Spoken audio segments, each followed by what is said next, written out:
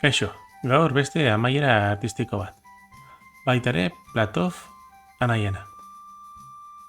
Posizioan ikusetezakegu beltzak dakala peoi bat kobatzeko zorian.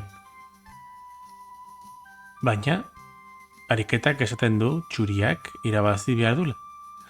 Beraz, nolabait, gaztelua edo zaldia entregatu egin behar du peoiaren truke. Lehenengo mugimendua erraza da konturatzen baldin bagea gaztelua dela osake, erregea eiru, gaztelua de 8, gero ez utabira joteko eta pia jateko ez du balio, bat dama xake delako. Beraz, hasierako posizioan lehenengo mugimendua G3 jake da. Horrela, peoi beltzak koroatzen baldin badu eta xake izango.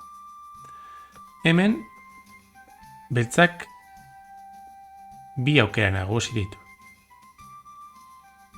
Ze ez utabira jotea, lehen bezala, errege 3, gaztelua de 8, orain koroazioak ez du balio, xake ez delako. Eta gaztelua de 8 eta gero, hurrengo mugimenduan, txuriak dama beltza jango. Beste aukera da erregea F3, aurrera juten, peoiari laguntzeko. Baina hemen gaztelua D3 jake,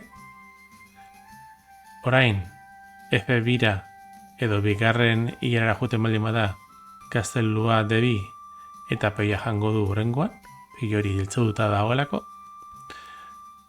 Gaztelua D3 eta jake orain ezin du F4 jun errege beltza, beraz errege 4, gaztelua de 8 eta horrengoan berriro gaztelua de 8 eta jango du dama edo peoia. Beraz, bakarrik gelditzen zaigu G3 eta gero erregea F5.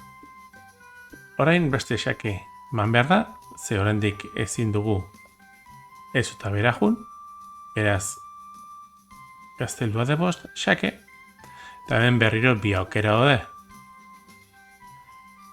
G6 ez da kainolako zentzurik, hurrengo mugimenduan ez eta bera jungo garalako. Beraz, bi aukera daude. E6 eta F6. F6 juten baldin bada, orain zaldia de 7 jake, eta mugitzen den lekura, adibidez erregea E6, gaztelua E5, eta horrengo mugimenduan jango du peoia. Beraz, gelditzen zaigu erregea E6. Eta ematen du beltzak irabazi behar du, ze gaztelua de 8 eta gero, orain ikitu egin dezakegu de ez eta bera jutea erregea E7, baina orain dator magia. Gaztelua D3.